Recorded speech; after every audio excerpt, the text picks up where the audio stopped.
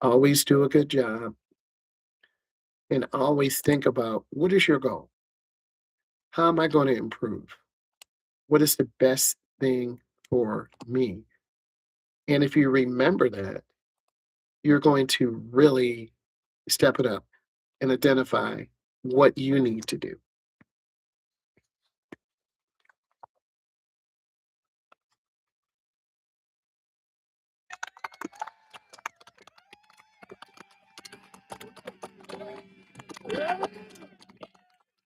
You need to think of every single moment when you're driving as a micro moment. You want to say to yourself, I'm going to have my road tester applaud me by making really good lane changes. Mirror, turn signal, blind spot. By really checking left before I make a right turn, you must master those things. And it takes time, it takes patience. But through the process of looking at these videos and through the process of learning, you will be successful. And success is one step at a time. And that's what I need you to remember is success is one step at a time.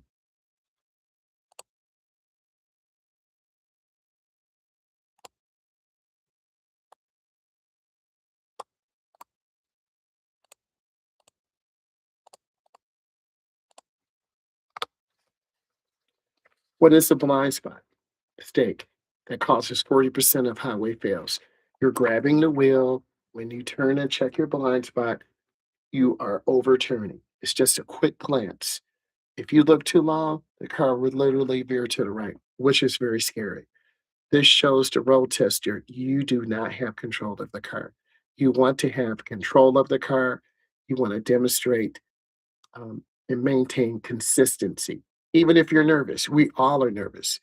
Your instructor's nervous, your road tester's nervous, everyone is nervous. So take a breath and just breathe for a second.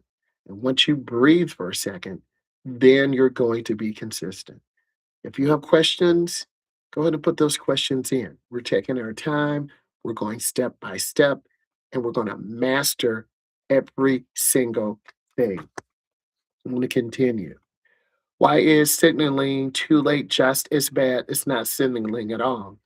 You confuse other drivers. When you confuse other drivers, some drivers will retaliate, cut you off, aggressively tailgate you. This is one trend I see as your instructor. Signal early, signal often. My golden rule is 100 feet or a half block.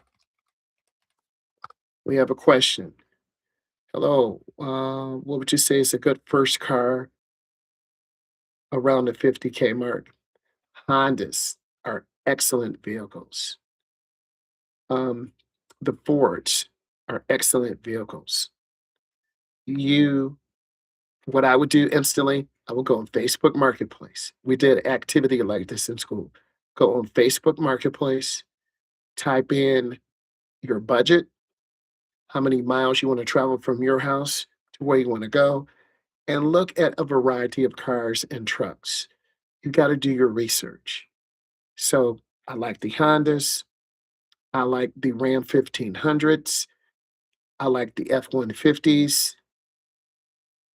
The Chevy Traxxas are good too. So shop around, be patient, and take your time. That's a great question. I really appreciate you answering that question. And I want to say thank you. All right, let's keep moving. Put more questions in. I'm going to drop some more information in for you guys.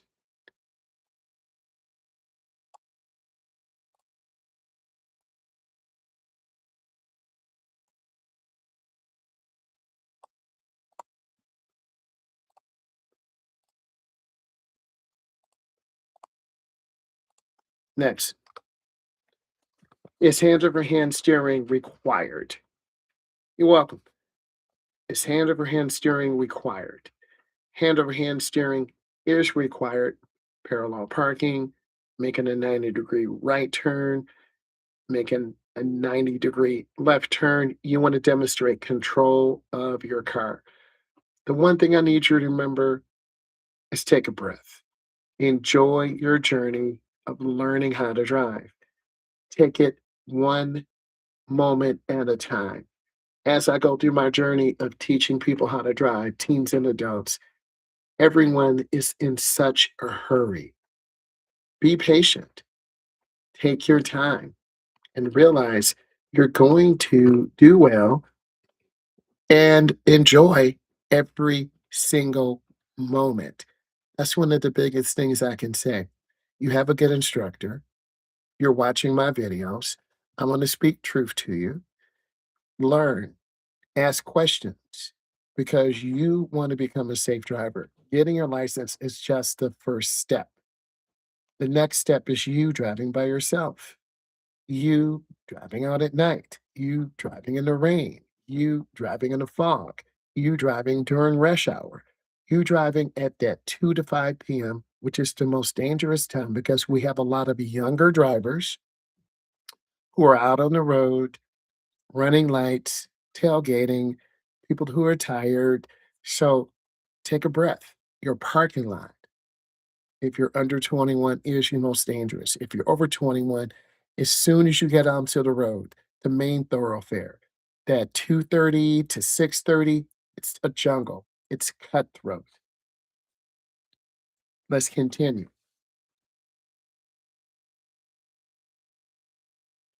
If I bump the curb slightly while parallel parking, is that an automatic fail? It would be a point deduction. I love the question. It would definitely be a point deduction, but you don't want your car up on the curb. That's a great question. I love it.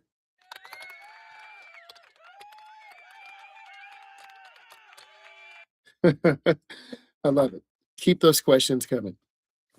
Let's continue. I'm going to drop in some other information.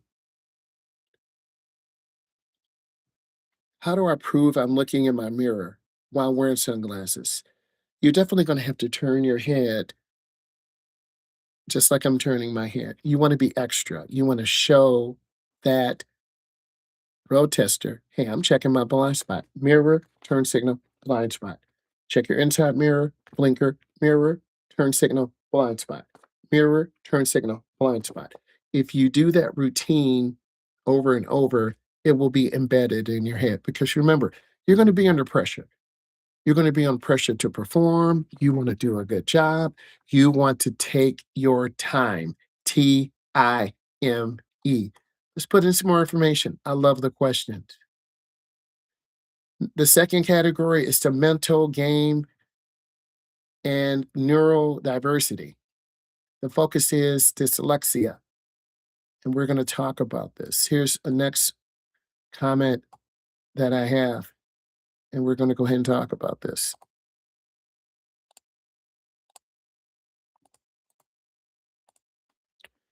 Okay, I dropped it in. Is there a trick for dyslexic drivers who can't tell left or right under pressure? What I try to teach my students, left, this is my left hand, left is down, right is up. So as you're turning, follow me, as you're turning right, you're going to turn the blinker up. If you're turning left, you're going to turn the blinker down. So if you consider that a trick, that is something you can use. But remember, if you're turning right, the blinker, because our left hand or finger turns the blinker up. So you're going to turn the blinker up for a right turn and down for a left turn. How do I stop my foot or leg? How do I stop my leg from shaking on the gas pedal during the test? I would relax. Make sure you're hydrated. Make sure you get a good night of sleep. If you feel your muscles getting tense, just take a breath, try to relax, and then you'll be more consistent in your approach with the gas pedal, more consistent in your approach to the brake. Those are extremely important. Let's continue.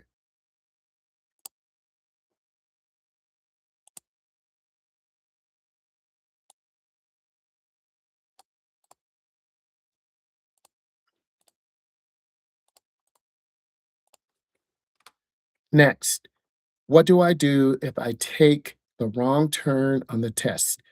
Is that an instant fail? If you're extremely nervous and the tester understands this, they will give you grace. But if you make a wrong turn consistently, they're going to fail you. I think all road testers are human. They're going to give you a break. They're going to pause for a second.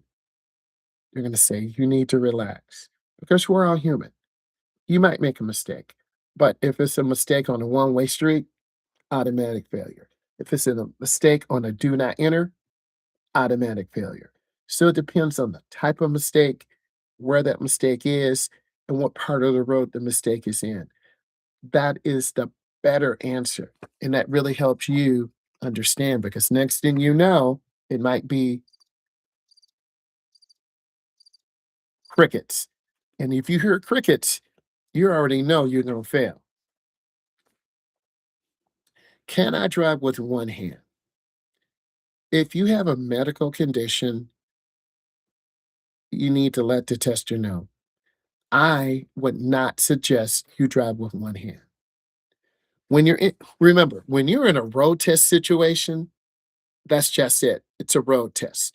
You got to be at 10 and 2 or 9 and 3 or 7 and 5. That's what I need you to understand. When you're done with the test, you can do whatever you want. But when you're in that test, it's got to be textbook. Has to be textbook. 10 and 2, 9 and 3, behind the stop line, lane line reference, not over the speed limit, not under the speed limit. You want to take your time. And this goes, I love the questions. This goes right into the next question. How can I handle a grumpy examiner without losing my focus? Well, I would have an air conditioning on, have it cool in the car, stay relaxed. I would have the car prepped and ready to go first. Make sure everything's clean.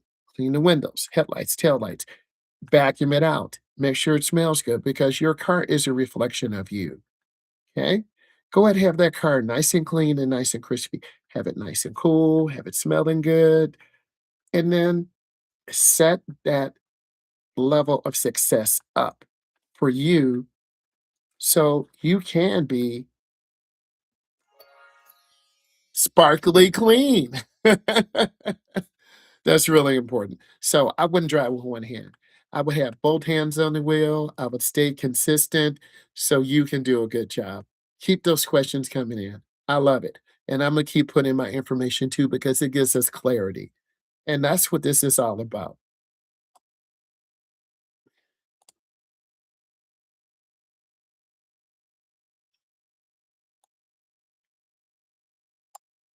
I'm dropping the next one in. And I really like this because this gives us a path forward. Okay, here's the next one. Why does overconfidence after the first month lead to most accidents? As a beginning driver, you're overconfident. You're going to drive really fast. You're going to try to make every light. You're going to be more aggressive in your neighborhood.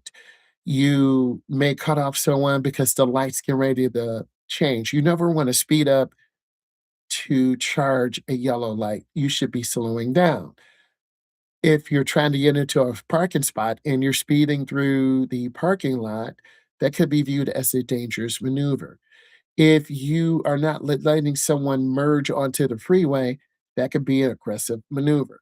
What I need all of you to do is just chill out. Like I'm your uncle. Take time, nephew. Take time, niece. Why are you like flying? Slow down. The first 6 months of unsupervised driving, you're the most dangerous. You're not gonna have on your seatbelt. You're gonna be speeding through the neighborhood. People have security cameras. The Ring doorbell is a brand. They have security cameras. They have dash cams. This person was driving through the neighborhood. I felt threatened. And you say, Uncle, I wasn't even doing anything. Calm down, nephew. Calm down, niece. I got you. What I need you to do is take a step back. You don't have to be the first one to go across the intersection. You don't have to be the first one to get out of the parking lot when school is over. I need you, again, to take your time. I want you to have a good driving record. And you've got to demonstrate that up until you're about 24, and that's when your insurance will go down.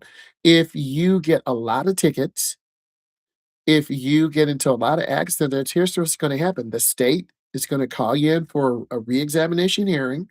You're going to get a letter in the mail, and they're going to be calling in to Secretary of State. You don't want those problems. So you're on probation as a new driver. You want to learn how to drive at the speed limit. You want to learn to use your blinker. You want to pretend there's a bubble around your car so you can really be safe, or you're going to be hearing those crickets again. And that's you by yourself on Friday and Saturday. You don't want to be by yourself on Friday and Saturday. Why? Because you lost your license and your friends are out and you're at home. You don't want to do that. Keep the questions coming in. What is the biggest mistake you see new drivers make and how to kind of avoid it? It's a combination: speeding, aggressive driving, and not paying attention. If you learn to drive fast, example, I had a young lady last summer. She was doing 60 in the neighborhood. I'm saying to myself, young lady, you got to slow down. I'm sorry. My mom has a Mustang drag radio supercharger. I'm saying to myself, what does this have to do with you? Well, I see her driving fast, so I drive fast. I'm saying to myself, slow down, or I'm going to stop this. She slowed down. I think a lot of people are just so nervous. So, speeding, aggressive driving, and distracted driving are the biggest things. Leave early. You ask me, what do you need to do? Leave early. I used to be that young driver leaving at the I got a fast car. I can get there in 25 minutes. No, you can't. You didn't put gas in last night. Your car's almost on E. You didn't have breakfast. You got to take a shower. Your clothes aren't clean. You didn't charge your cell phone. It makes a perfect storm for you to fail. Don't practice getting up late and driving fast. That is one of the first things that I see. I want to advise you, get some good rest. But I'm taking 3 AP classes. I'm a pro gamer. I get it. But sometime we gotta shut it down and recharge. I drive 8 hours tomorrow. I drive 8 hours the next 2 days. I've gotta hydrate. I've gotta eat. I have to take my time, because if I take my time, I'm not gonna rush. So, take your time. Don't drive aggressively. Don't have distractions, and focus on really developing safe driving fundamentals, great speed control, stopping behind the line, driving within the speed limit. There's no other feeling in the world when you are driving and you making lights, using your blinker, looking over your shoulder. You want to be safe. You don't want to get a ticket. But if you practice being late all the time, you're going to cut people off. You're going to run that yellow light. Police officer could be there. A car could run their light. A pedestrian could come up with the headphones on. So you don't want to do that. What do you mean driving aggressive? Uh, Cutting off people left and right. Not using a blinker because you don't have time. Um, Aggressively driving real close to other cars. Merging out really fast and not looking over your shoulder and checking blind spots. Stopping at the last second. Aggressive movement. You don't have time to react. You running in the hallway at school, a person walks up. You driving real fast in the parking lot, you're going to hit a pedestrian. So those are some good examples. You running in the hallway at school, you slip and fall on water, and it's your fault. People look at you like, it's your fault. So you got to take that energy down a level. I love the question. Let's keep putting those questions in. Next, can a student with cerebral palsy or a physical challenge, use special grip aids. Yes, I'm driving a young lady named Brooklyn. She has cerebral palsy, one of the most incredible, intelligent, brave young ladies I've ever met. She has hand controls in her car, and I've been training her. Her test is next week. We want to make sure that she's consistent. She has hand controls. So she has a spinner knob. She's left hand dominant. So she has a spinner knob. This is my left hand. I know it looks like it's my right. She has a spinner knob. So when she makes left turn, she has to grab the knob and turn. If she goes in too fast, the car goes out of the lane. Very scary.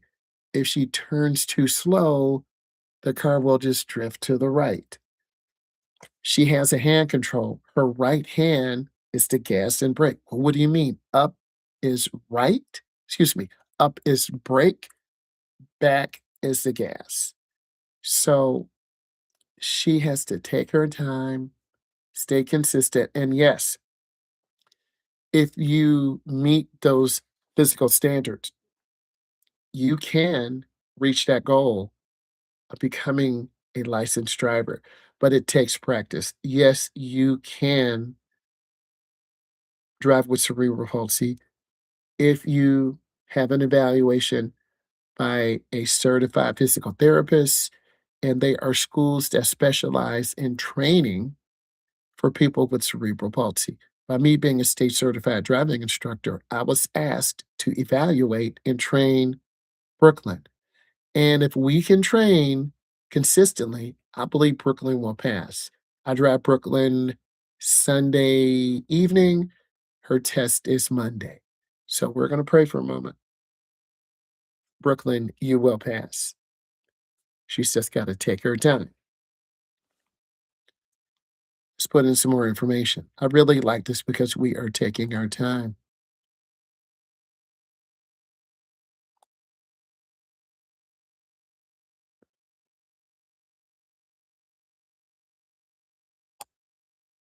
This question is really good. What do I do if I take a wrong turn during the test? Is that an automatic fail?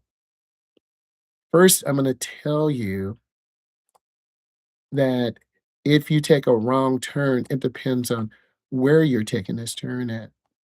And if you're turning onto one way, I would say that's an automatic failure because a tester will never put you in danger.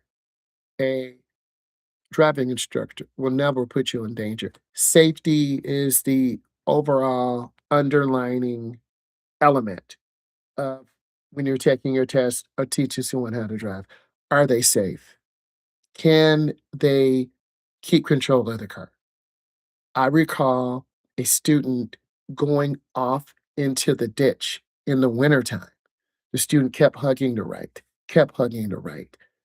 They drifted down to the right. I had to catch the wheel, but then they overcorrected. We veered to the left, almost off the road.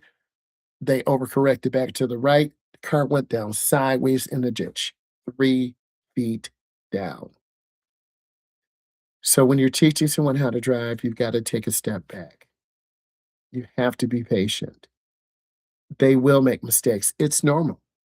But what is normal? Is it a dangerous normal? Is it an unsafe normal? Is it a panic normal? Everyone is different. I come from the elements of consistency, and you never know what a person will do, but I want to keep the elements in the car consistent. I want to keep the temperature in the car consistent. I want to maintain a good tone and voice, being happy, being bubbly. I want to be consistent. So I would say you should never make a mistake. The road tester will tell you where to go. You're not free driving. They will say, at the next light, I need you to make a right. So you know in your mind, if you're in the left lane, mirror, turn signal, blind spot. Right is up. Remember, our dyslexic drivers, right is always up. So it's mirror, turn signal, blind spot. Mirror, turn signal, blind spot. Get over early. And if they make a mistake, they will own it. So it depends. But if you're turning on in one way or do not enter, automatic fail. Okay. Most road testers will own it and say, I made a mistake. Can you back up? Let's keep going on the test.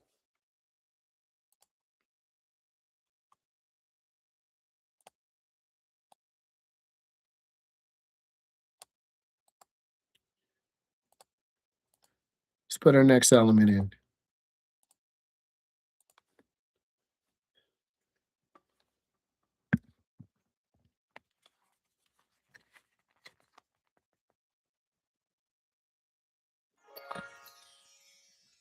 Every time it's like magic. It can be like magic sometime. So, but you know the magic. The magic is coming into your test, being prepared, and being ready to go. So here's our next one right here. Okay. How do I explain brain fog to my instructor when they are giving me directions? Well, number one, tell your instructor, slow down. I'm always guilty of that. In the videos that I put together, I'm talking quite fast. If I talk too slow, you won't have time to process.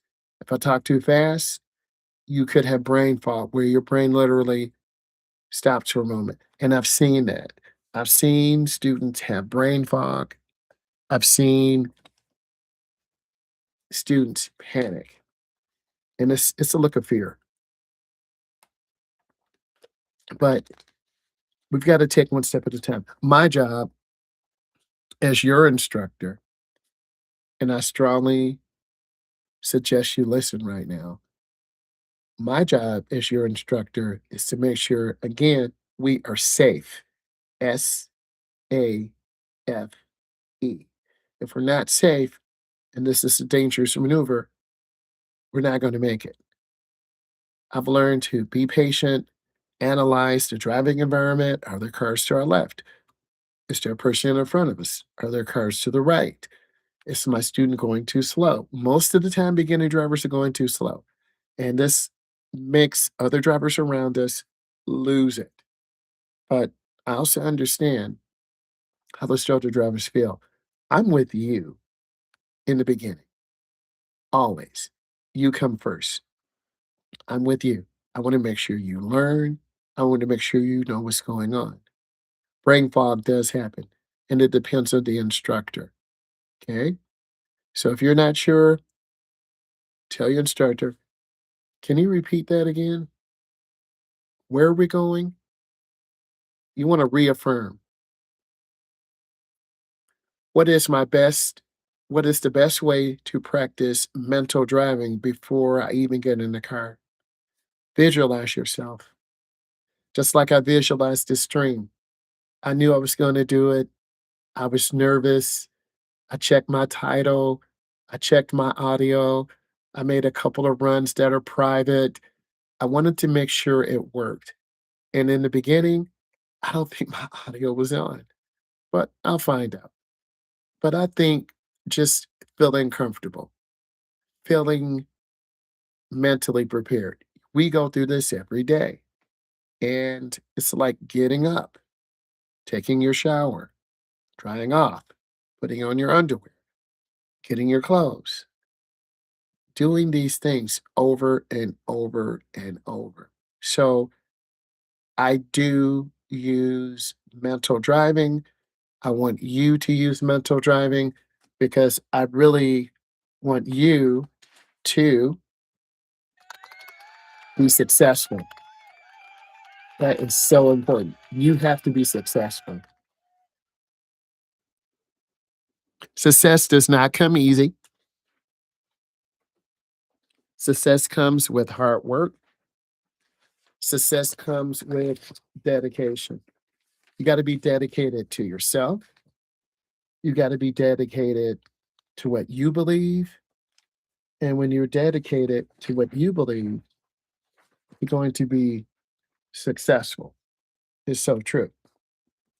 So practice parallel parking in your mind, pulling up, putting in a reverse, turning on your four ways, backing back slowly, covering the brake, turning all the way to the right. The rear will go into the right, the front will swing out to the left. Once you're even with the car, straighten up the wheels. We all do a mental driving or mental rehearsal. Would an instructor notice, like, if I'm doing too much? Like, if I'm trying to look like a pro? I think an instructor wants you to be safe. I don't think the instructor would think you're doing too much. I love that question. Like, I love that question. Um, Too much is never too much. If you're looking like this, looking crazy, or you keep doing this, they're going to deduct points because you're outside of the ordinary. There's a range. You want to check to be safe. You don't want to check to be excessive. I love that question. You want to check to be safe. Safety is the underlying element in learning to be a good driver. Safety. Driving through your neighborhood, one of the most dangerous areas, little kids. Driving to your school or back home, one of the most dangerous journeys because people wearing lights, people are speeding, people are tired, they gotta go get chicken, they gotta go get toilet tissue, they gotta go get water, you gotta go get cat food, you gotta put gas in the car, you're tired, you just wanna rest, you got practice. So, you've gotta take your time and be your normal. Relax, go through it methodically, okay? Look into mirrors a lot, checking my speed. Beginning drivers do that all the time. If you keep looking down, keep looking down, keep looking down, your ass gonna be off the road. I would mark you down, 1, because you're looking down too much. I need to see eyes up. I need to see you looking straight. I'm looking at my finger. I need to see you looking straight. I need to see you looking to the left. I need to see you looking to the right. I don't need all this extra stuff because that extra stuff, you'll become distracted. I just want to be able to evaluate your movements. Look in the mirror enough to make sure it's safe and clear. That's a great question. I definitely love that question. It's magic, but you're doing it over and over and over so it becomes a habit. So it's not really magic, it's safe driving. You'll know when it's too much, you'll know when it's too little. I love the questions. Let's keep going. Keep putting those questions in. I love it. This would be a really good one. And what's helping me with this stream, we're just taking our time. We're being patient. We have some good information. Okay, here's the next bit of information. You can write all this down. You can look at the replay. It's solid. How do I tell my parents their teaching is actually making me more nervous? This is great. Here's what usually happens. Your mothers are usually grabbing the handle. Oh my God. Oh my God. Your dad's usually very chilled, very relaxed. Whoever's in the front seat is your co-pilot. If your mom is in the front, your dad's in the back, your dad's saying stop, your mom's saying go, you might go left. You feel me?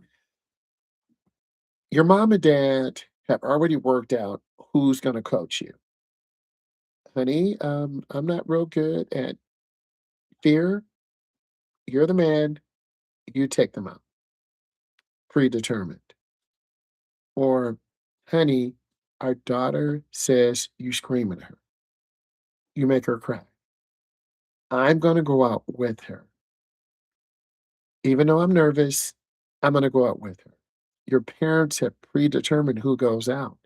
And then your little brother or sister, oh my God, I don't want to die.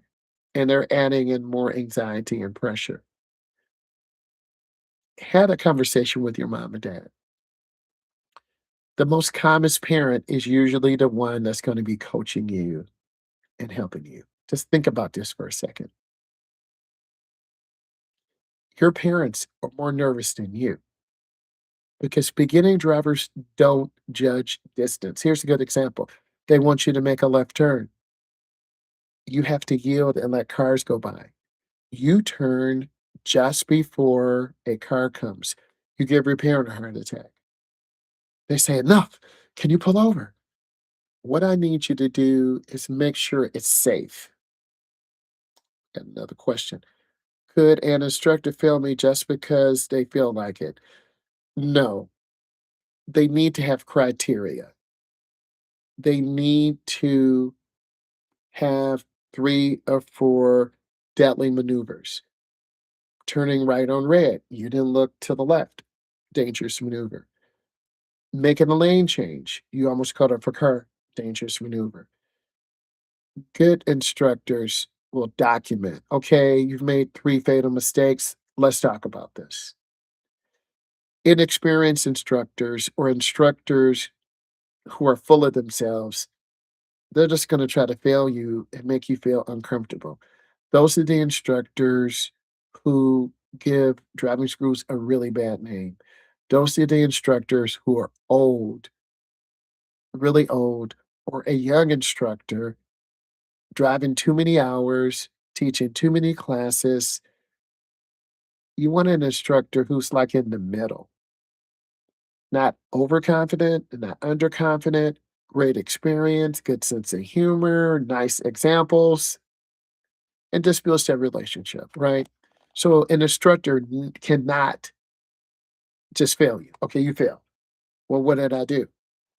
You fail because you're going to tell your parents this, and they're going to clock that instructor's teeth, and then they're going to go to corporate. Well, this instructor failed my son or daughter. Well, what happened? So we have a checklist that we use. So an instructor cannot just fail someone. You have to maybe make a right turn and it says do not enter, dangerous maneuver. Make a left turn in front of a truck, dangerous maneuver. Make a right turn and you didn't look left. That has happened to us some. And when I look, if I see a car coming, I'm on that brake because we have an instructor's brake. Let's go to this next question. Will they look for a reason to fail me? You're asking me, I think the experienced instructors will look for a way to pass you. You're probably saying, what? If you are pulling out in front of a car, either they didn't teach you or you're not listening. If you are not checking your mirror turn signal blind spot and making a lane change to the right, they didn't show you. If you can't turn the wheel properly and you go in the wrong lane instead of the nearest lane, they did not teach you. I teach my students. We go into the school parking lot. We're making 12 right turns, 12 left turns. We're going around the poles doing figure eights, learning how to turn hand over hand in, hand over hand out. As I'm talking about this, close your eyes for a moment. Visualize this. We are driving. We're turning hand over hand around the figure eights, hand over hand back. That teaches you what? To have timing. You gotta have timing with your hands. You gotta look to the left. You've gotta look to the right. You gotta accelerate through. We make really tight right turns. The downtown Small Clement Trap area, I put a lot of videos there on that. Making 10 right turns. You go up, you look left, right, you turn. You turn too short, you go over the curb. Hit a curb, failure. If you go too wide, you're gonna hit the left curb or hit a car. We practice these fundamentals over and over and over. Young instructors, inexperienced instructors, or instructors who are just there trying to make money, you'll be able to find out in the first half an hour. You'll be able to understand their goal. I like teaching you in the classroom. This is our master class. We're going over the top 100 things that fail. But then I'm telling you the theory behind it, and you're getting a really deep analysis. So keep putting your questions in. The good instructors won't look for a reason to fail you. The good instructors will teach you. An example, I had a young man turn the wheel. No, I had a young man almost rear end a truck. I had to pull his foot off of the brake because we were getting ready to rear in the truck. I had to squeeze my instructor brake, and then I looked in my mirror, and a truck was getting ready to hit us. If he would have hit that brake too fast, we would have slid into the car ahead of us, and the truck would have hit us from behind. Luckily, the front crash detector went off. That freaked him out. He was getting ready to his foot was on the brake. He was pushing really hard. The car was stopping really fast. So I put his foot off. Then I looked in the mirror like 2 times. Like I looked and I said, "Be careful." Then I told him, "You need to make a right turn." But by then, he was so panicked, he stopped on a green light. So those milliseconds of that situation caused us to literally lose control. And we would have been in an accident that fast, but I had to think faster. So I want you to use that story as an example. Don't panic. And a good instructor won't blame you. Good instructors teach you. That's the difference. I love that. Why is leaving early the number one cure for test driving anxiety? I just told you this. Get to your test early. Breathe. Make sure the car's clean. Make sure your windows are clean, mirrors are clean. I'm ready to tell you, I love these questions. Get to the tester early. Get to school early. Get to work early. Okay? Leave early if you're ready to go out of town to drive to Florida, Texas, or Nebraska. The worst thing you can do is leave late. That puts so much pressure on you. The scariest scenario I've been in, a car hit us head on. We were getting into the left turn lane. We merged in where the line is broken. I told my student, I need you to get in the left turn lane, check your mirror and blind spot. He looked, and by the time he looked, and then I looked ahead, a car just hit us. And a judge gave my student driver the ticket. The car was totaled. Glass got in my eyes, glass got into the student's eyes. It was over in an instant. That is the scariest scenario that I've been in where we get hit head on. But there's beauty in the end. The judge dropped the charges on my student. It was the other driver's fault. That was a really scary scenario. Keep asking those questions. We pulling the hood off of everything. We're telling the truth. We're keeping it real. Let's keep going. This is category 3, the truth about driving real world survival. The focus is highways, night driving distractions. I'm going to try to get 2 of these in. And I like it because we're just pasting these in and we can talk about it. Okay, why does no one ever teach the freeway in most driving schools? Well, the freeway can be challenging. The freeway takes time. You've got to get to a freeway. What I try to do on the 3rd drive or 4th drive is have you practicing getting on, getting off. That counts as 1. Getting on, getting off. That counts as 2. Entrance, exit. Getting on, getting off. Then we drive a deep freeway drive for 5 minutes, 10 minutes, 12 minutes, 15 minutes. Hey, how you doing? What is going on? We're here live. We're talking about the top 100 things, and we're taking our time. I want you to ask questions. So I synthesized the top 100 stakes to huge questions from my community comments, search trends, and real world driving. I'm good, thank you. How you doing? Put in some questions for me. Okay. So we're just taking our time. We're living our best life. And I'm taking you through the whole process of a tester, an instructor, driving schools, this is your time to ask. I feel pretty good.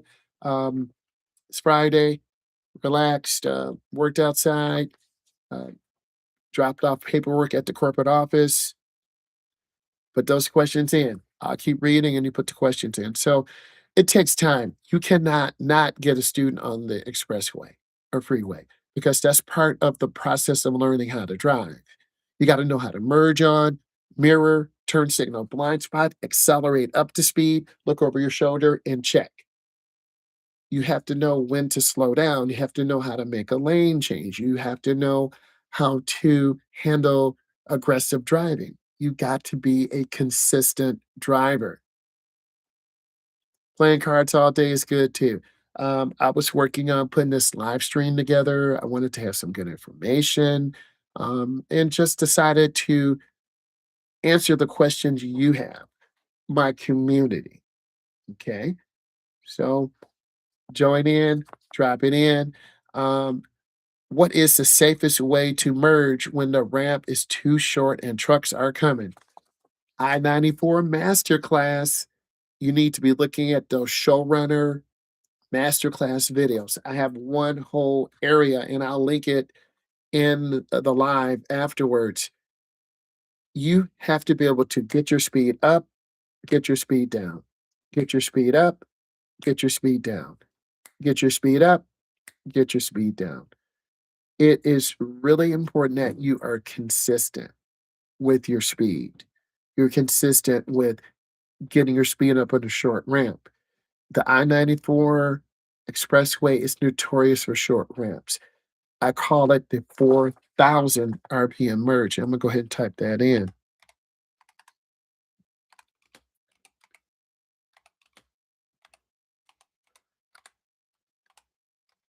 The 4,000 RPM merge. You have to be able to get your speed up immediately.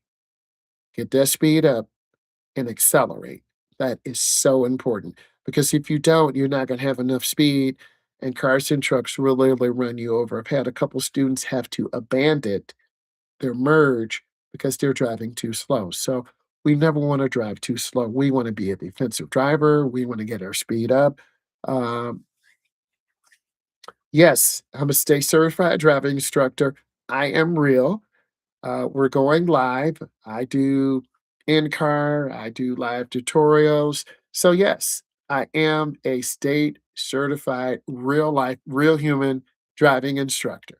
I've been teaching driver's ed over 24 years, taught about 25.23K students.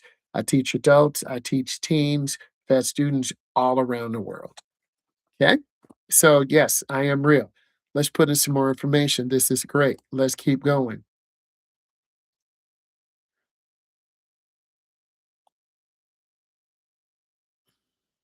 This is gonna be a great question too.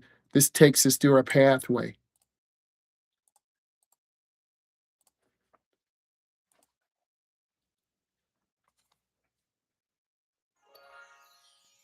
I'm not saying it's magic, but you have to be able to drive.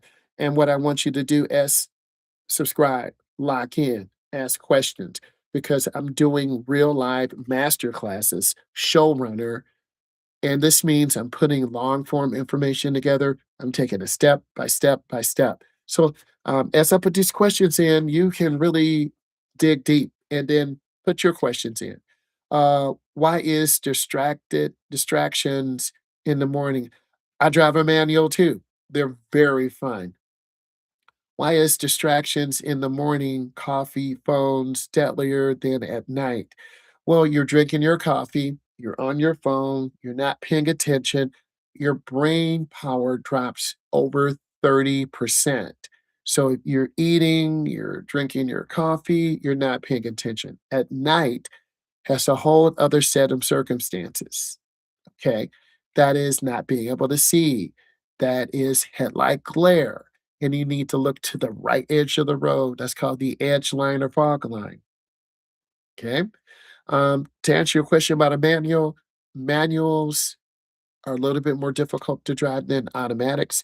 I'm here in the United States. We drive manuals too. I've driven manuals, a manual Volkswagen, a manual Camaro. Um, a manual Mustang, a manual Honda. They all are fun. The only problem is in traffic, your left leg will hurt because you keep pushing in the clutch, taking it in gear, out of gear. It is not the funnest type of vehicle, but once you understand I'm driving a manual, it's going to come back to life. And if you drive a manual, you're more connected with the driving environment. And driving, you want to be one with the environment, going around a curve, accelerating in, accelerating out, downshifting before you get to the apex. After you get out of the apex, upshift. Your momentum will carry you out. Power shifting from a green light. You hold your foot down, you power shift. Okay. What's the best car you've ever drove? A Mercedes, a Mercedes Benz. It was a turbo diesel Mercedes Benz. Also, uh, several of the Audis. I had a chance to drive some of those, several Corvettes, several Mustangs, and some people say those who drive a manual, they are smart. You can be smart, you could be dumb driving a manual. It just depends on your approach. You might be in the wrong gear over RPMs. My first car was a BMW. Those are pretty nice. BMWs are really nice also. Um, I've seen a lot more foreign cars. A lot of drivers in their 20s and 30s are driving those vehicles. They tune them, they sound nice. Some of them are incredible with the tune, bigger injectors, and the turbo 600, 800, 900 horsepower, 1,000. Incredible. So it depends on what you feel comfortable with. What do you like to work on? Right? So, yeah, I've driven a majority American, but I've driven some foreign, and whatever's in your area. If BMW's in your area, you're gonna get a BMW. If Audis are in your area, you're gonna get an Audi. If American muscles are in your area, you're gonna get a Hellcat. You're gonna get a track car. Really, the German cars are all cool. Audis, yes, they all are. It doesn't matter. German, American, Italian, you want to be an enthusiast. And if you love German cars, get your German car. If you love Italian cars, get your Italian car. If you love American muscle, get your American muscle car. Get it all because I think you owe it to yourself to get those cars and really prepare yourself, right? Because it's no joke. Good questions. I love it. You're very passionate. So, how do I handle a near miss without freezing up or oversteering? Take a breath. Just like when I told you that student almost rear-ended the truck in front of us, the front crash detector went off. I don't think he knew how close he was. I knew because I adjusted the distance because I want to have a millisecond, and I just had a millisecond. I heard the. I looked, thank you. It was real. I wanted to have a millisecond. I had a millisecond. Thank you for the thumbs up. Come on, let's I forgot about that. Let's get these thumbs up. Come on. The millisecond allowed me to look ahead. My student was very late getting to the brake, and then he was slamming the brake. I knew to myself, if I don't pull his foot off, we're gonna hit this car. So I pulled his foot off, and then the car went like that. And then the truck behind us almost hit us. So what I had to do was pull his foot off. The car was going forward. I had to squeeze my instructor brake, and then I looked out the back window. This is me looking out the back window. And I saw that bumper coming up. My face was just like this. Real. My face was just like that. So I said, relax. I don't want to say anything else because it would have destroyed his confidence. Then we had to make a right turn. By the time we got out of that dangerous situation, his mental energy was gone. What do I mean by this? He stopped on a green light for 1001, 1002, 1003. Cars going down the road would have hit us. So I said, "You need to push the gas. Please push the gas." And it still took him a few milliseconds. So we almost hit a car in front of us. A truck almost hit us. And then by that time, his mental energy was like at about 10%. That happens. And it takes an experienced instructor to not blame the student, but analyze the student. That's real. Keep putting your questions in. I'm putting more information in.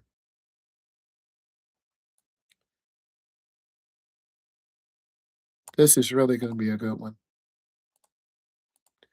Here's the next one I'm putting in. And you would definitely like this one.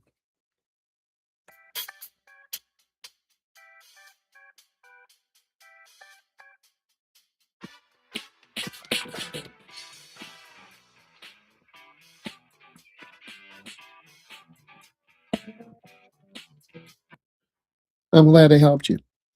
Give it a thumbs up. Let's break this down a little bit more. Okay. Thank you. Make sure you subscribe, put more comments in. I appreciate you. Let's keep going. Um, until I finish all my questions, it's probably going to be another half an hour, 25 minutes. I want to try to get to 100. We've been on an hour, 9 minutes already. So we're going to be here a minute. Just go do your stuff and come back. I'm here. I'm here until we cover it everything. Okay. I appreciate you. Okay. Let's keep going. Um, is night driving actually harder for beginners or is it just the lights? It's harder overall. I've seen more fear at night with my beginning drivers because usually we're in a really old driver's ed car and the headlights are terrible. It's like having an old flashlight and you're in the middle of your street and your street lights don't work. You have very little ambient light. It's called visual acuity. How clear do you see? How clearly do you see? I appreciate you. How clearly do you see? With visual acuity, you want to look for elements of light. Thank you. You want to look for elements of light. Really appreciate you. Thank you. You want to look for elements of light. You want to look for that white line along the edge of the road. It's called the edge line or fog line. You want to clean off your headlights. You want to clean off your windshield. For the majority of my career, I've driven cars that are 7 years old, 10 years old, 9 years old, 12 years old, and the headlights are crap. Me knowing this coming in, I'm trying to keep my students on a well lit road. Minimal darkness, light, darkness, light, because what this does, this strains your eye, and then your eyes get fatigued. Okay. Or you have dry eyes. I have dry eyes sometimes. So I try to teach my students to prepare for the night driving experience. I made some custom videos, clean those windows off, get some brighter lights. I'm not sponsored by Sylvania, but Sylvania has a pair of headlights called Sylvania Silver lights, or they are 30% brighter. Those lights will help you. Make sure your headlight lens is clean. If it's foggy, you might have to go to the junkyard. You might have to order one off of Amazon. Whatever you need to do, get one of those to make sure you are safe and consistent. It's extremely important. Next question. What are the 5 rush hour traps that catch drivers off guard at 5 p.m.? Number one, you are driving too fast for the conditions on the road. You're tailgating people. So number one, you're driving too fast for the flow. Number two, you're tailgating aggressively. Number three, you're in a rush to get home. And if you're in a rush to get home, you're going to run a light. You're going to tailgate. You're going to be aggressive. Number four, you're driving with emotion instead of your brain. You want to drive with your brain and have a common sense approach. That is really important that you have a common sense approach. And when you have a common sense approach, you're able to look at things through the lens of a scientist, through the lens of a doctor. Why am I driving fast? I'm hungry. Why am I in a hurry to get home? Um, Thank you. I appreciate you. Yes, I do. Um, on Instagram, driving with Miles. Also, follow me on here. It's driving with Miles on YouTube. Okay. So those things are important. And I think just give yourself grace for a second. Give yourself a breath because you're going to be driving out there on the road. You got to take your time. You really have to take your time. Like, I'm taking my time right now with you guys. I'm being patient. I'm living my best life. I'm in no hurry. And if I'm in a hurry, I'm going to make mistakes. If I'm in a hurry, I'm not going to tell you the story behind this journey. Okay.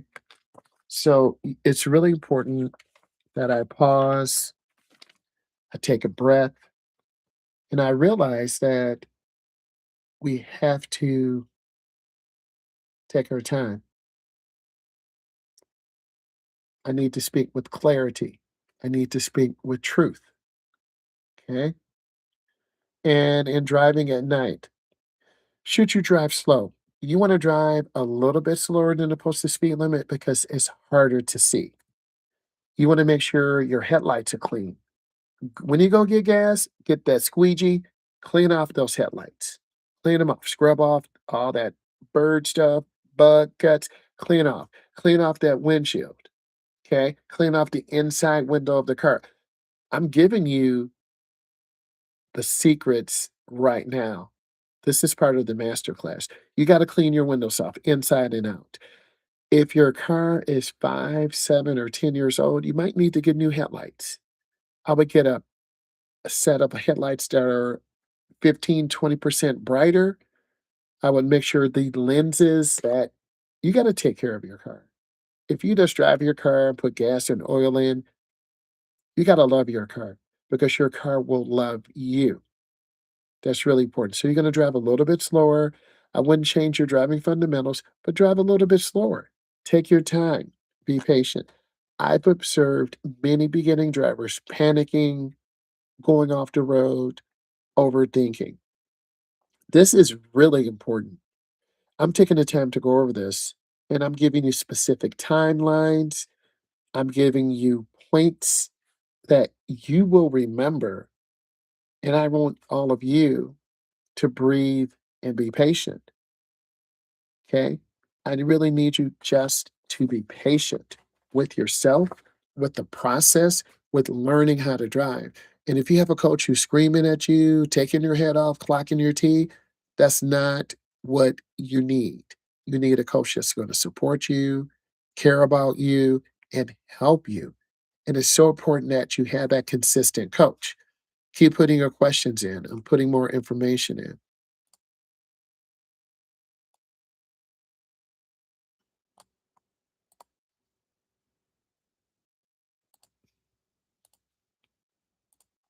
Here's the next point. Okay. Um, why should you never trust a weaving driver who tells you a waving driver, I said weaving, a waving driver. Come on through. We did a special in the master class on this. I need you to look at it. Here's the rule. Just because someone waves you through, that does not free you from your responsibility. You're probably saying, well, what are you talking about? A four-way stop. Four cars come together at the same time. The cars on the left yields to the car on the right. But you waved a car on the left through. You tell them to go. There's an accident. You are at fault. Also in your road test, if you forget the rules of the right of way, that's automatic failure. You're probably saying, well, why? The first car to get there is the first car to leave. If two cars come together, the car on the left yields to the car on the right. If cars come together all at the same time, you look at the left, you should be able to go first. Two cars will go straight, other two cars will turn. You have to look. You should always wait. If you're not sure, wait at the intersection.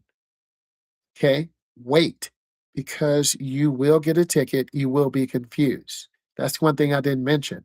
If you don't understand the rules of the right of way and you hesitate, that could cause you to fail. We're not trying to have you fail. I put together these top 100 questions to make sure you all understand what's going on. This is your chance to ask me a question or questions. I'm a state certified driving instructor. And as I drop these points in, you can go back and look at this and I can explain it. So you never trust a waving driver. If they wave you through and you hit someone, you're at fault, period.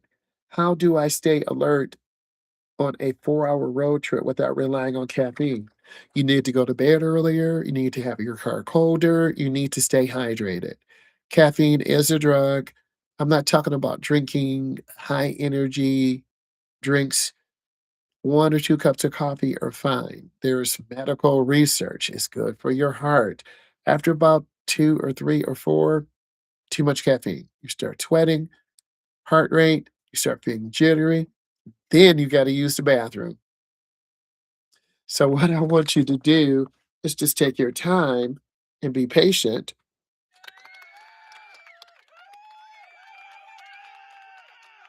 because you want to be able to arrive alive and you want your friends to say, I didn't know you could drive. You drove here by yourself? You drove a manual? I did. You drove this big truck? It's a manual? Wow. You drove this flatbed truck? Yeah, I did. You backed in? Yes. It took me time, but I did.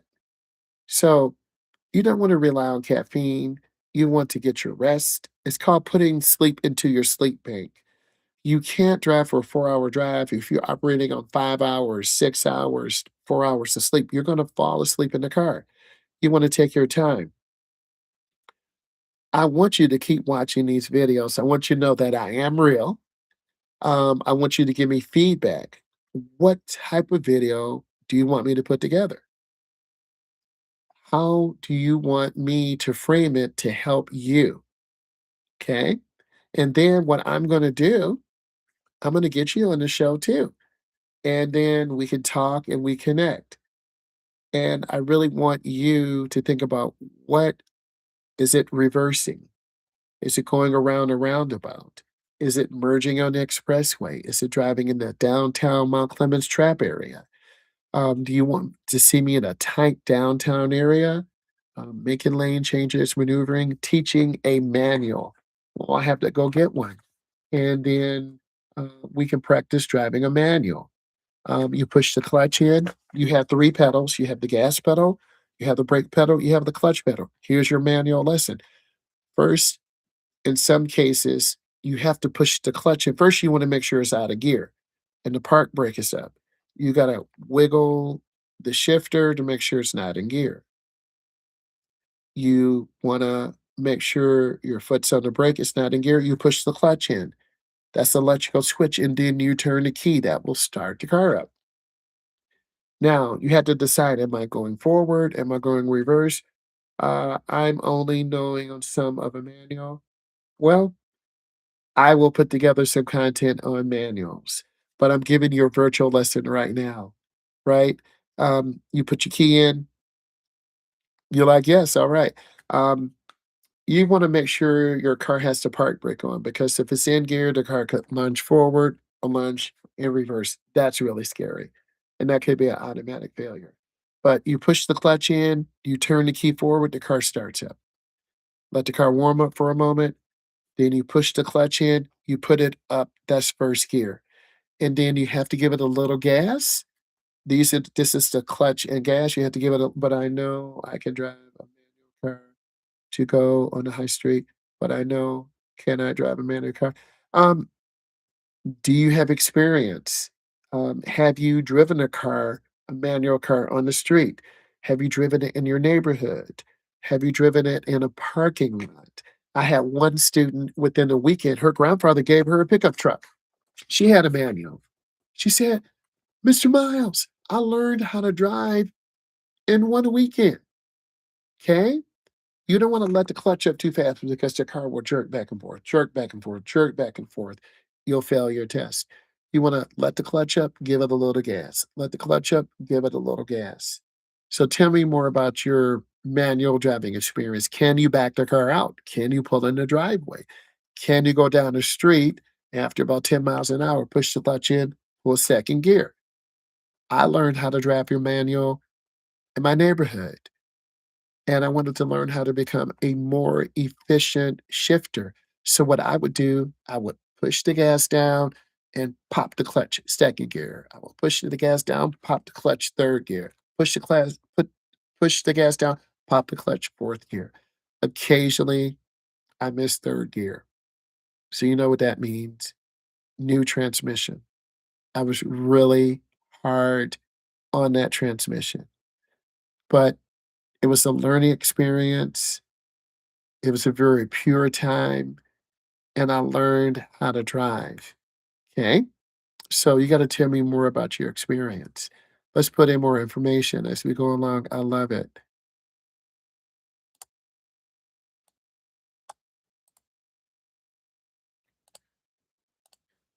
Next, I'm popping these questions in. This is great. Okay. What is the white cane law and why can it land you in jail instantly? Okay. The white cane law. This is a person who is blind.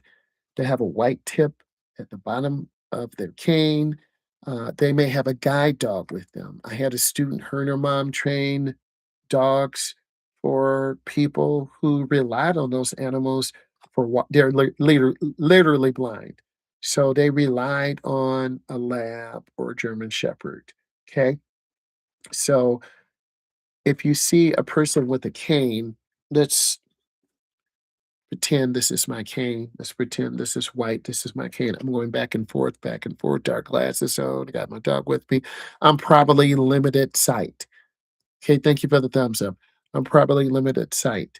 Um, you're gonna go up to the stop line. That's that big, thick white line, right? And that's no joke. That's that big, thick white line. And from that big, thick white line, you stop. That's your stop line. They'll listen for the sound of your car. The dog will sit at the corner. They'll hear the sound of the motor, and the dog will walk out, then the person. And you need to wait and be patient. And if the dog sits, it's not safe to go.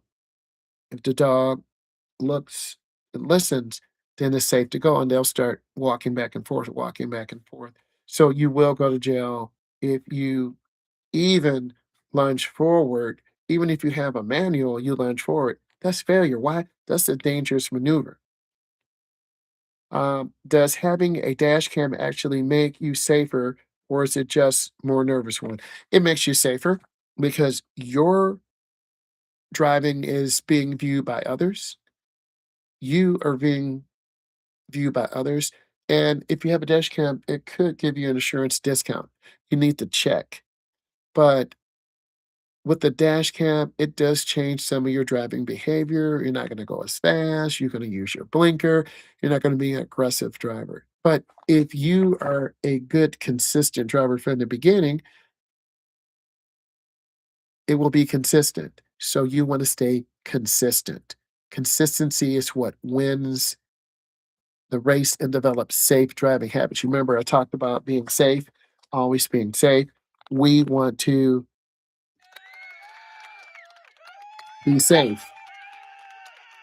And you want to hear people, God, that's the safe driver, right? You want to hear that. You want them to applaud you. Let's keep going. So dash cams, I think, will make you more consistent.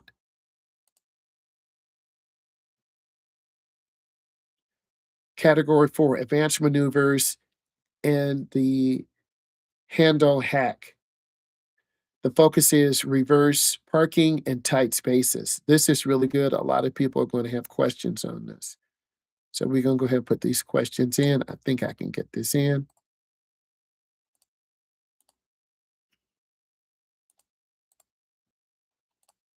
Hey, I got most of it in. Okay, hold on. Got most of it in. This is out of a long driveway. All right.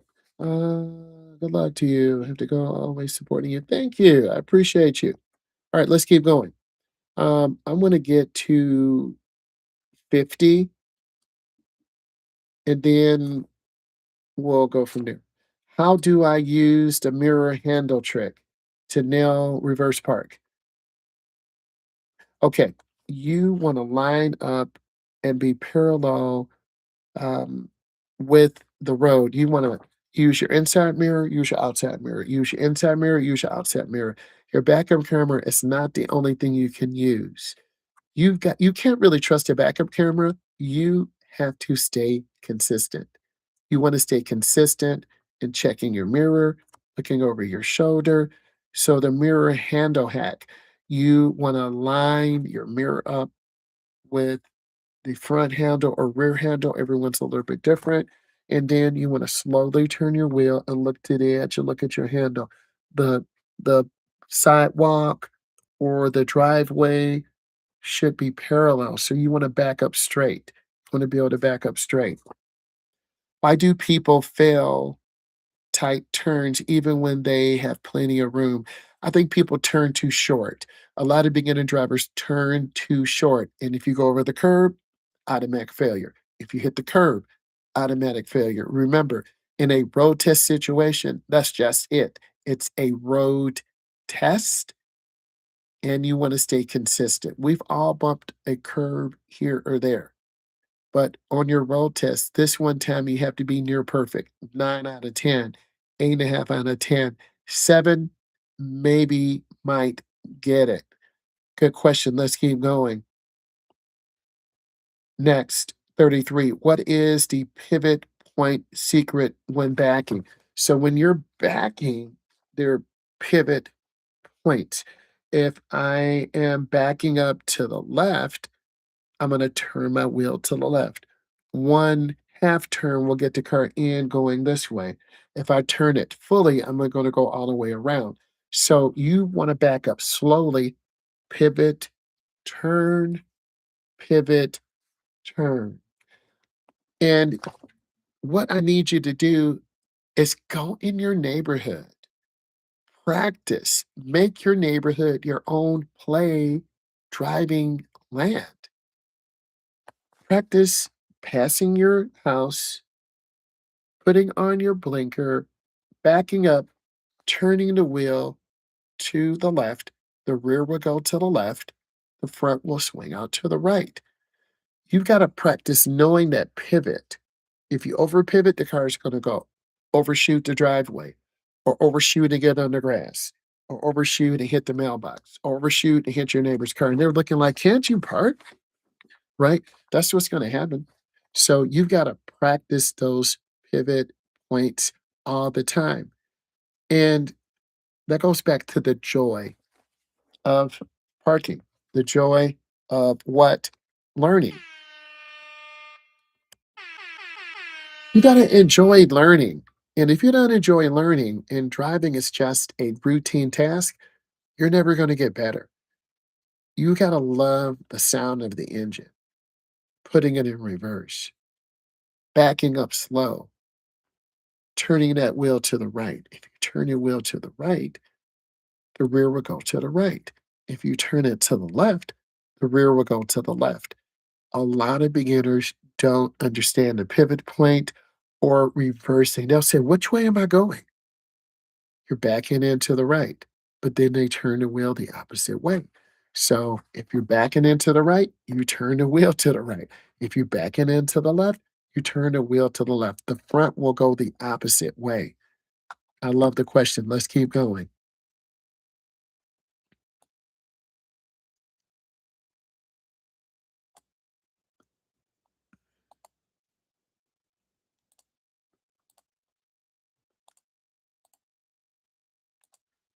Here's the next one.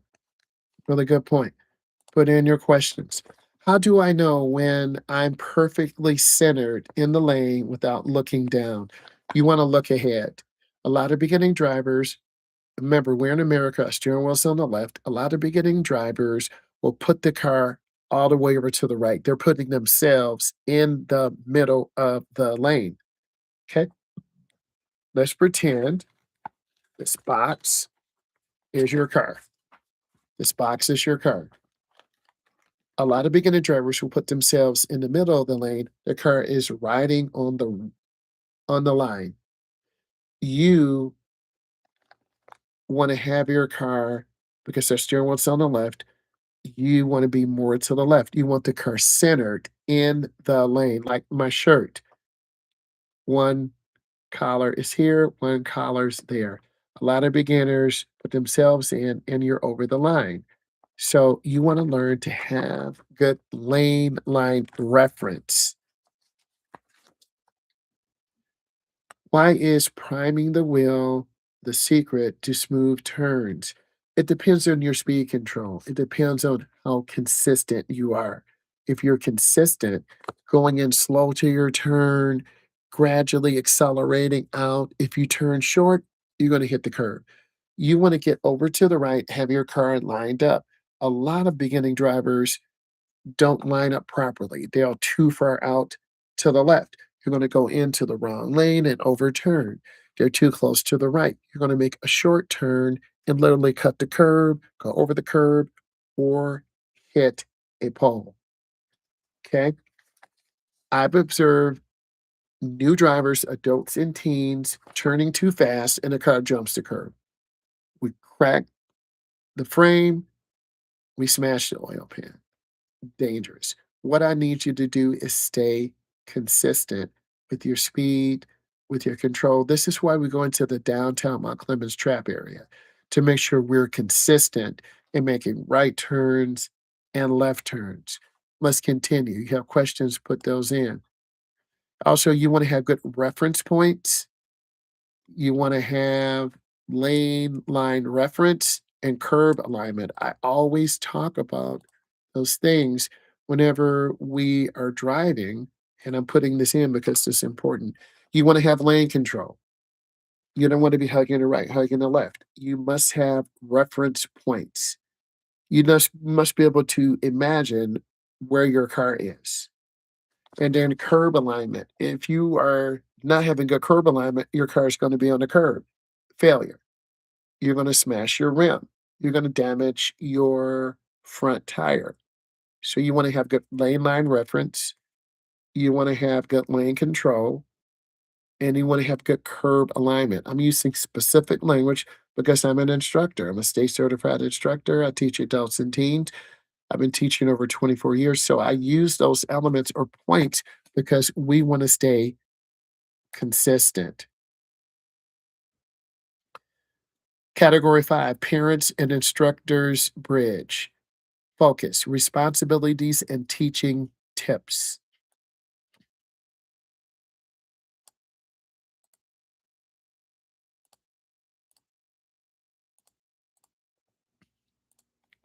Let's go ahead and talk about this.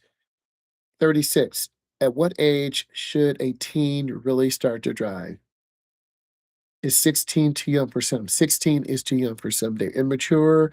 The reality is your brain is still growing until you're about 24. Look that up. That's a scholarly source. Your brain is still developing. So I think 16 is too young. I like to see 18 or 19. You're more serious. You have an invested interest.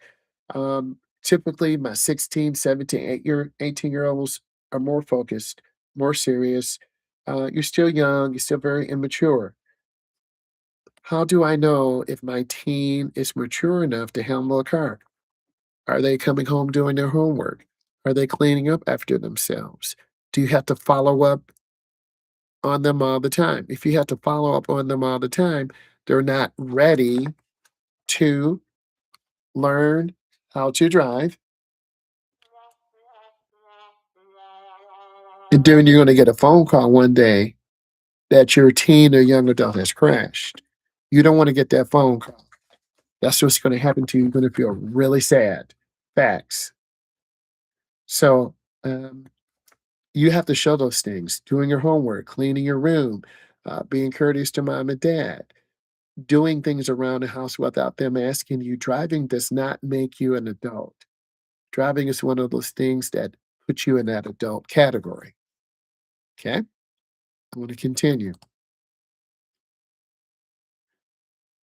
This is a huge question, so I think it's worth mentioning.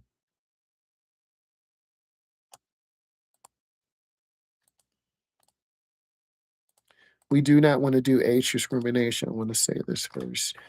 How would you feel about a 70-year instructor teaching a child? I don't have a problem with it as long as they are cognitively focused, they're in good health. Remember, every 2 years or 4 years or three, depends on where your instructor's from, different parts of the state and country do things differently. Where I'm located at, every 2 years, we have to take a test. We have to get our eyes checked. We have to have a physical background. If you're in good physical shape and you want to teach drivers until you're 70, do it. I really think it's an individual choice, and I don't want to put and shame someone because of their age. So it depends. Do they take care of themselves? Or are they not taking care of themselves?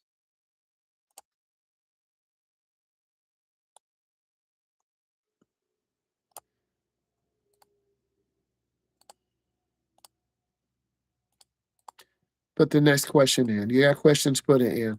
Okay, here's the next part. Here we go. What is the one habit that proves a student is finally ready to get their license? They're a defensive driver.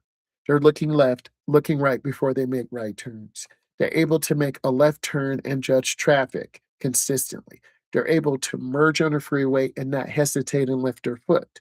They're able to do a tight maneuver consistently without hitting the curb, without hesitating. You're able to make a good decision at a yellow light. And if you're not able to make a good decision at a yellow light, you're going to get a ticket.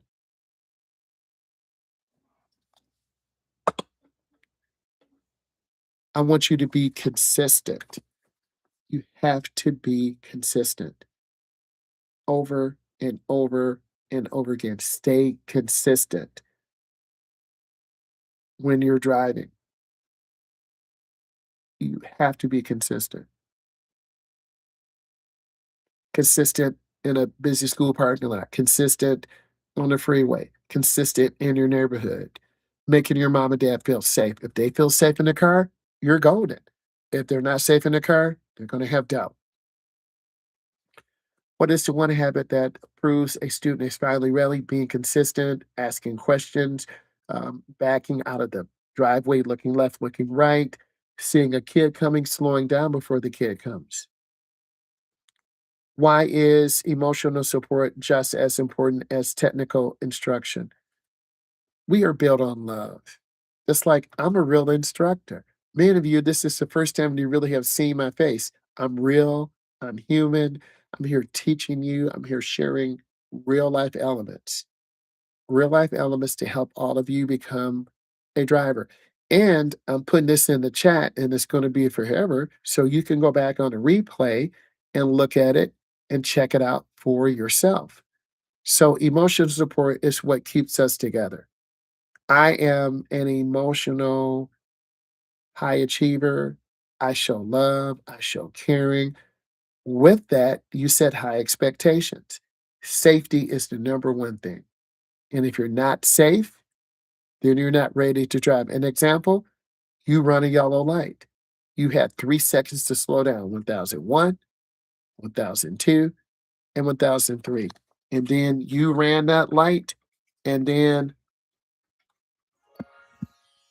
you just got a ticket because you should have slowed down and a car ran out in front of you. And in some communities, if you run a yellow light, you're going to get a ticket.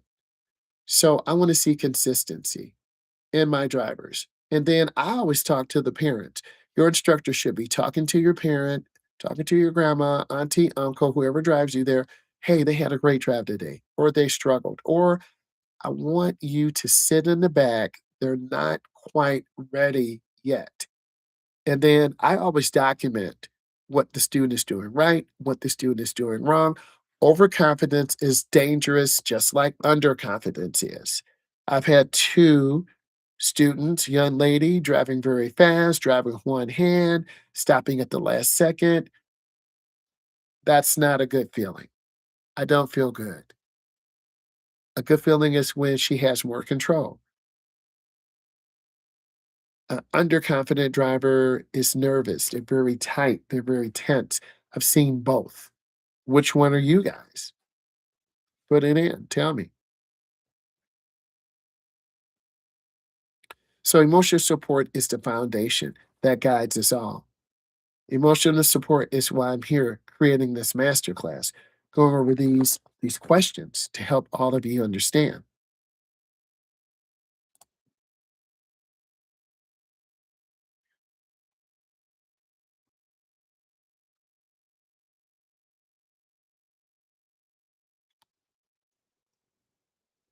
Category 6, bad weather night survival guide.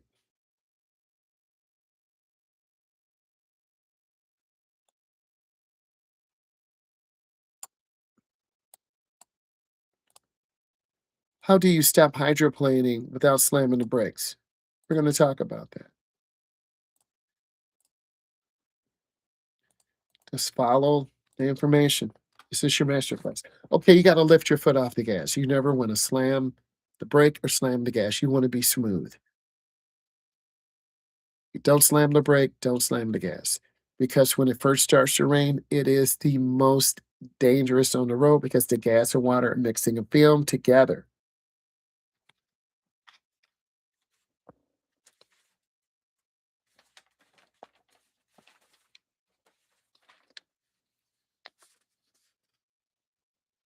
Here's what I recommend all of you do. I recommend all of you look at my show runners playlist. What I recommend all of you do. I need you to put questions in. What do you want my next live to be? Answer those questions by